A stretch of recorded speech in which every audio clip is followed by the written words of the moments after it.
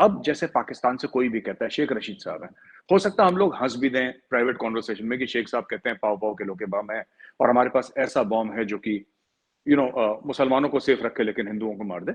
वो जिस कॉन्टेक्स्ट में भी उन्होंने कहा है, बट देखिए in India they have said okay, है ना, and they have noted it down and they have sent it to various people around the world who deal with such matters कि here is the sitting home minister of a nuclear country who's actively talking about a nuclear strike।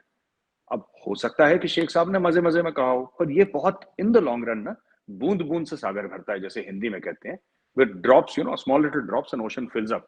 सो ऐसे statements देना, तो भारत का ये मानना है कि एक तरफ ठीक है, पाकिस्तानी जो बोल रहे हैं उनको बोलने दीजिए, हम तो उनको नहीं रोक सकते, उनकी फ्री विल है, वो बोलें।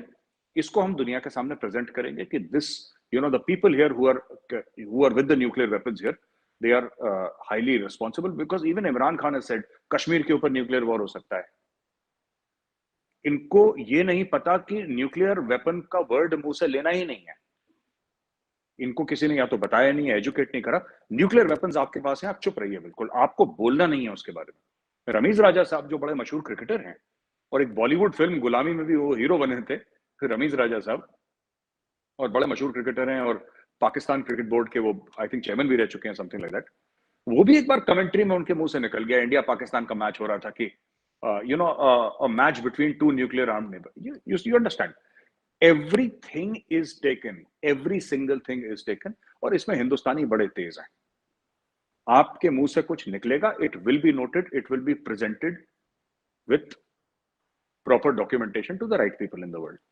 मेरा ये कहना है चीमा साहब कि जंग होनी नहीं चाहिए, मैं तो नहीं समझता हूं ऐसा होना चाहिए, लेकिन there is space for a limited conflict, ये होना है। और जहां तक पाकिस्तान का ये है, और जाहिर सी बात है क्योंकि एसिमेट्री है ना कन्वेंशनल इंडिया और पाकिस्तान के बीच में, तो पाकिस्तान के ये विजडम क्या कहता है, विजडम तो यही कहता है, नॉर्मल कॉमन सेंस यही कहती है कि पाकिस्तान के पास उतने ट्रूप्स नहीं है, उतने टैंक्स नहीं है, सो कन्वेंशनल एसिमेट्री है। तो पाकिस्तान को अगर ऐसा लगेगा कि साहब उसका उसका वजूद ही खतरे में आ गया, तो फिर पाकिस्तान क्या करेगा, फिर तो पाकिस्तान न्यूक्लियर बॉम्ब ही चलाएगा। ये एक ओवरऑल थिंकिंग है पाकिस्तान के अंदर। इंडिया के अंदर ये थिंकिंग है कि ऐसा नहीं है, अगर आप शैलो थ्रस्ट करते हैं 40-60 किलोमीटर 80 किलोमीटर इनसाइड पाकिस्तान, तो ऐसा कुछ भी नहीं होगा, पाकिस्तान नहीं करेगा, ऐसा हमारा मानना है, नहीं करेगा। ये गीदड़ दबकी कहते हैं इसको हिंदी में, I don't know what you से इन उर्दू, बट ये ऐसी है, ये बोल रहे हैं, हर समय बोलते हैं, फिर एग्जाम्पल दिया जाता है, तो शेख रशीद ने भी ऐसे ही बोल दिया था, ऐसे ही बोलते हैं, इसमें कोई दम नहीं है, और अगर लड़ाई होगी वी विल गो इनसाइड। सो हम जो अरबों डॉलर खर्च कर रहे हैं डिफेंस पे, इट इज नॉट दैट कि वी डोंट थिंक कि लड़ाई होगी नहीं, वी थिंक कि लड़ाई होगी। There will be limited conflict with China and also with Pakistan, दोनों के साथ we have to prepare for it.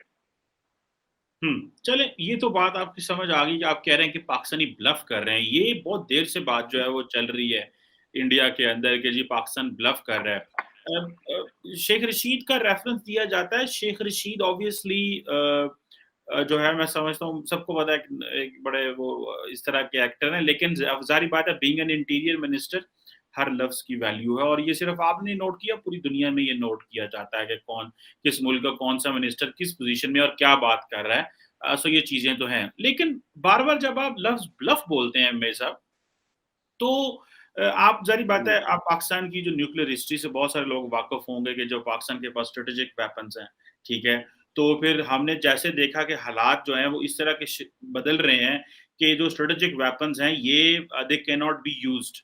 सो और पाकिस्तान ने अब जो जिसे कहते हैं ना, जो न्यूक्लियर की थ्रेशोल्ड है वो भी बड़ी करीब नीचे कर दी हुई है। For instance, and that is obviously to stop the conventional war, जिस तरह के आप बात कर रहे थे। थ्रेशोल्ड ये है कि भाई हमारे पास शॉर्ट रेंज न्यूक्लियर मिसाइल्स हैं जिनको हम बोलते हैं, विच इज नसर के नाम से, दैट इज इसकी रेंज को 60 किलोमीटर के करीब है। सो वो जो शेख रशीद कहते हैं, वो मेरा ख्याल है इसको जो है वो he calls it pav pav आधा पाव, वो इट्स नॉट लाइक दैट, पाव आधा पाव 1 किलो। दैट इज बेसिकली जो मुझे थोड़ी सी अंडरस्टैंडिंग है, थोड़ी बहुत न्यूक्लियर टैक्टिकल न्यूक्स हैं, टैक्टिकल न्यूक्स हैं। न्यूक्लियर वेपन्स हम उन्हें कहते हैं, शॉर्ट रेंज न्यूक्लियर वेपन्स हम उन्हें कहते हैं, टैक्टिकल लफ्ज उनके लिए इस्तेमाल होता है। सो जो ये चीज वो कर रहे हैं कि इंडिया ये कह रहा है कि जी पाकिस्तान ब्लफ कर रहा है, तो आप नहीं समझते कि पाकिस्तान का स्ट्रेटेजिक वेपन से टैक्टिकल वेपन्स पे आ जाना, एक लॉन्ग रेंज, आप हमारे पास मिसाइल रेंज है 2000-2500 भी जा सकती है, 60 किलोमीटर पे भी जा सकती है। सो इट मीन्स कि, और उसका फिर मैं देख रहा था कि जो रेडियस भी आई थिंक 1 × 1 किलोमीटर है, उसका वो डायमीटर बड़ा नहीं है कि वो that will have a larger और बिगर, कि पाकिस्तान ने थ्रेशोल्ड नीचे कर दी हुई है इन अ सेंस कि इंडिया न्यूक्लियर का वो अगर कन्वेंशनल करेगा तो हमारे पास छोटे टैक्टिकल न्यूक्लियर वेपन्स है, तो फिर इंडिया को नहीं देखता कि ये जो ब्लफ है ये किसी ना किसी जगह पे ये ब्लफ नहीं रहेगा बिकॉज हमने वो उसको नीचे कर दिया है। आप इसको कैसे देखते हैं? देखिए, 2 चीज़ें हैं। अगर आप टैक्टिकल न्यूक्स यूज़ करते हैं भारत के ऊपर, जिसको आप कहते हैं नसर का 60 किलोमीटर का रेंज है, तो आप पाकिस्तान की सरज़मीन पे करेंगे। क्योंकि आप तभी इस्तेमाल करेंगे जब इंडिया अंदर चला जाएगा पाकिस्तान के। और अगर आपको भारत के ऊपर करना है तो फिर आप तभी करेंगे। अगर आप भारत के अंदर मारना है फिर आपको, तो फिर वो टैक्टिकल न्यूक्लियर वेपन्स नहीं रहे, फिर आपको अपना लॉन्ग डिस्टेंस, वो हतफ और आपके बाकी जितने भी हैं आप, फिर वो उसको इस्तेमाल करेंगे। ठीक है चीमा साहब, पहली चीज़ ये। दूसरी चीज़ ये है कि जैसे पाकिस्तान ने अपना न्यूक्लियर थ्रेशोल्ड कम कर दिया, इंडिया ने अपना कन्वेंशनल थ्रेशोल्ड कम कर दिया। इसमें और 2-3 चीज़ें हैं जो मैं आपके व्यूअर्स को समझाना चाहूँगा चीमा साहब। आप you are a student of geopolitics, आप समझते हैं ये, हो सकता है व्यूअर्स ना समझें। ऐसा है कि इंडिया ने ये बोला है कि there will be armed response, there will be military response, there will be diplomatic response, there will be economic response.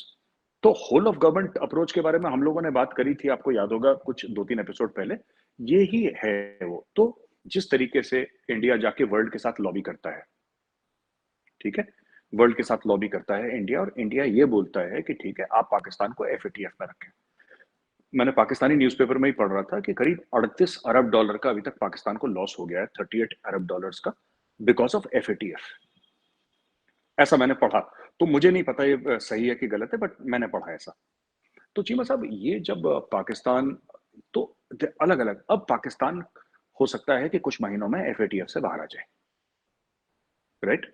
जैसे ये थ्रूपुट एक पाइप होता है चीमा साहब, आप इसको ऐसे समझिए, मैं मैनेजमेंट का जार्गन इस्तेमाल कर रहा हूँ। जो पाइप है, पाइप में से आप नल में पानी जाएगा पाइप से और बाहर निकलेगा, हजारों लीटर पानी निकल जाए उसके अंदर, लेकिन पाइप के अंदर जो at one single point of time जितना पानी रहता है वो पानी एक ही होता है। अगर पाइप के अंदर 1 लीटर पानी है तो 1 ही लीटर रहेगा जब तक पानी आ रही है ना, with in that parameter of the pipe, the total size of the pipe. So the throughput in the system remains the same. अब इसका मतलब क्या है? इसका मतलब यह है कि पाकिस्तान अगर एफएटीएफ में है तो पाकिस्तान के पास पॉलिटिकल इंस्टेबिलिटी भी है, और पाकिस्तान के पास आईएमएफ के प्रोग्राम जाके जो पाकिस्तान में कॉस्ट ऑफ लिविंग बढ़ रही है ये भी है, और वो बढ़ती रहेगी जब तक पाकिस्तान इंडिया के साथ ट्रेड नहीं करेगा। क्योंकि बगल में बॉर्डर है हमारा, अटारी वाघा, येरा, लाहौर, कितना दूर है? It's hardly 1 hour drive from Amritsar. तो अब जब ये बात करेंगे कि इंडिया के साथ ट्रेड करनी है, इंडिया कहेगा नहीं साहब आपने रोकी थी, अब हम डिसाइड करेंगे। हमने नहीं रोकी थी ट्रेड, ट्रेड तो चल रही थी। इमरान खान साहब ने बोला 5 अगस्त के बाद कि जी। तो चीमा साहब, आप एफएटीएफ से भी निकल जाएंगे, लेकिन परेशानी उतनी रहेगी क्योंकि throughput in the system will remain the same. Cheema साहब, 2-3 परेशानियां रहेंगी। आप आईएमएफ के प्रोग्राम से निकल जाएंगे, फिर भी throughput in the system will remain the same. The throughput in the system will remain the same even after 10 years. सो जब हम बात करते हैं होल ऑफ नेशन अप्रोच की चीमा सर, तो what we are trying to say here sir is that it is not just military response, जैसा पाकिस्तान सोच रहा है कि न्यूक्लियर ओवरहैंग के under scope of a limited conflict, वो तो है ही, वो तो हम भी मानते हैं, आप भी मानते हैं, उसमें हमारी कोई डिफरेंस ऑफ ओपिनियन नहीं है। लेकिन this is war by other means. जब हम कहते हैं वॉर बाय अदर मीन्स, तो आप किस तरीके से you wage war by other means? This is economic warfare, right? जैसे चीजों के दाम बढ़ने, जाहिर सी बात है, and it is not just related to fuel prices, there are so many other factors, inflation for one, there are so many factors, right? आपका जीडीपी कितना है और आपका इन्फ्लेशन कितना है, ये दो ही तो फैक्टर हैं जिनके साथ आप खेल लेंगे, और आप कितना खेल लेंगे इनके डिफरेंस में, तो वो चीजें होंगी। आपका लोन लेना प्रॉब्लम हो जाएगी, एक आम आदमी को बैंक से लोन लेने में प्रॉब्लम हो जाएगी, क्योंकि आपके जो म्यूचुअल फंड में आप इन्वेस्टमेंट करते हैं, मैं आपको बताता हूँ, आप जो म्यूचुअल फंड में इन्वेस्टमेंट करते हैं उसके रिटर्न्स आपको बहुत कम मिलेंगे। आपकी एफडी इतनी आपको रिटर्न नहीं देगी अगर आप फिक्स डिपॉजिट करते हैं बैंक में।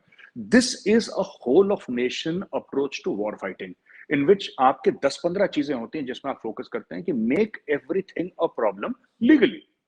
लीगली इंडिया ने कोई इलीगल काम नहीं करा, legally you make it so difficult that the throughput in the system remains the same. Pipe के अंदर पानी उतना ही रहेगा। तो जो भी पाकिस्तानी सेलिब्रेट कर रहे हैं कि साहब हम एफएटीएफ से निकल जाएंगे, नहीं, ये प्रॉब्लम सर पे खड़ी रहेंगी। आप आईएमएफ के प्रोग्राम से निकल जाएंगे, फिर भी 4 प्रॉब्लम खड़ी रहेंगी। एंड ये सारी लीगल प्रॉब्लम्स है, इसमें इलीगल कुछ नहीं है। तो उसमें नसर, हतफ ये कुछ नहीं कर पाएगा, क्योंकि अगर दूध का दाम 200 रुपए लीटर हो गया, 250 रुपए लीटर हो गया कल, उसमें हतफ क्या कर लेगा, उसमें नसर क्या कर लेगा, वो तो रहेगा उतना। सो दिस इज चीमा साहब, I was just trying to explain to our viewers, मतलब आपको पता ही है, मुझसे बेहतर पता है, लेकिन व्यूअर्स के लिए मैं बताना चाह रहा था।